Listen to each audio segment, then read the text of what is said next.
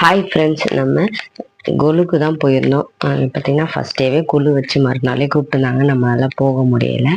அதுக்கப்புறம் நான் ஆயுத பூஜை அன்னைக்கு தான் கொலுக்கு போயிருந்தேன். போய் பார்த்தா நிறைய 5 படிக்கட்டு வச்சுருந்தாங்க. அது இல்லாமல் எக்ஸ்ட்ரா ஒரு 3 படிக்கட்டு வச்சுருந்தாங்க. வருஷமும் இப்படி தான் அவங்க வைப்பாங்க. பார்க்கவே அவ்வளோ அழகாக இருக்கும்.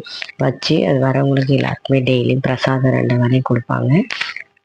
வரவங்க பார்க்குறவங்களுக்கு எல்லாருக்குமே அவங்க 9 நாளுமே டெய்லியுமே வீட்டுக்கு பார்க்க ஆளுங்க வருவாங்க. கொலு பார்க்கறதுக்கு அவ்வளோ அழகாக இருந்துச்சு. நம்ம ஊருக்குள்ளே செய்கிற அந்த முளைப்பாரி, நார்த் சைடு கல்யாணம், சவுத் சைடு கல்யாணம் அவ்வளோ அழகாக எல்லாத்தையும் அங்கங்கே அந்தந்த அந்தந்த பொம்மையை அழகாக அங்கங்கே அடுக்கி வைப்பாங்க.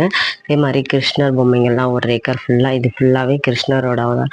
குழந்தையிலேருந்து விஷ்ணு அவதாரம், ராம அவதாரம், கிருஷ்ண அவதாரம் எல்லாமே தனியாக ஒரு ஸ்டெப் ஃபுல்லாக வச்சுக்கிறது.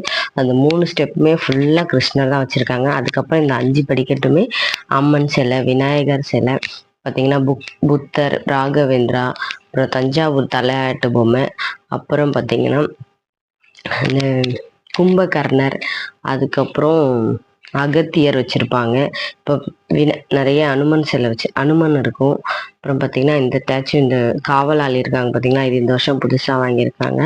அதுக்கப்புறம் நிறைய யூனிக்கான பொம்மைங்கள்லாம் நிறைய வச்சுருப்பாங்க. இந்த லாஸ்ட்டு 5வது ஸ்டெப்பில் இருக்கிறது ஃபுல்லாக பார்த்தீங்கன்னா அந்தந்த ஊரில் வாங்குகிற பொம்மைங்க, சாமி சிலை இல்லாமல் அந்தந்த ஊரில் வாங்குகிற பொம்மைங்க வச்சுருப்பாங்க. இப்போ நம்ம தமிழ்நாட்டில் என்ன ஃபேமஸாக இருக்கோ அதே மாதிரி டெல்லியில் என்ன ஃபேமஸாக இருக்குது, வேறு நாட்டில் என்ன ஃபேமஸான பொம்மைங்க இருக்கோ எல்லாத்தையும் வாங்கிட்டு வந்து அழகாக அடுக்கி வைப்பாங்க. கொலுவில் தான் எல்லாத்தையுமே நல்லா ஒரு பொம்மையாக நீட்டாக அடுக்கி பார்க்கவே அவ்வளோ அழகாக இருக்கும். எல்லாத்தையும் போகிறவங்களுக்கு ஸ்டோரியும் சொல்லுவாங்க. அதே மாதிரி கிஃப்ட்டும் கொடுப்பாங்க. இவங்க தான் மேடம், அவங்க தான் கிஃப்ட்டு கொடுத்தாங்க. சார் வீடியோவில் வரல, மேடம் மட்டும்தான் வந்திருந்தாங்க. அதுக்கப்புறம் எனக்கு பசங்களை கூப்பிட்டு போகல இந்த டைம். வருஷம் பசங்களை கூப்பிட்டு போவோம். பசங்களை கூப்பிட்டு போகல. எனக்கு கிஃப்ட் கொடுத்தாங்க, ஹஸ்பண்டுக்கு கிஃப்ட் கொடுத்தாங்க. எல்லாத்தையும் வாங்கிட்டு நல்லபடியாக வந்தாச்சு வீட்டுக்கு. நீங்களும் இதே மாதிரி எங்கன்னா கொலுக்கு போயிருந்தா கமெண்ட் பண்ணுங்கள், லைக் பண்ணுங்கள், ஷேர் பண்ணுங்கள், மறக்காமல் சப்ஸ்கிரைப் பண்ணுங்கள்.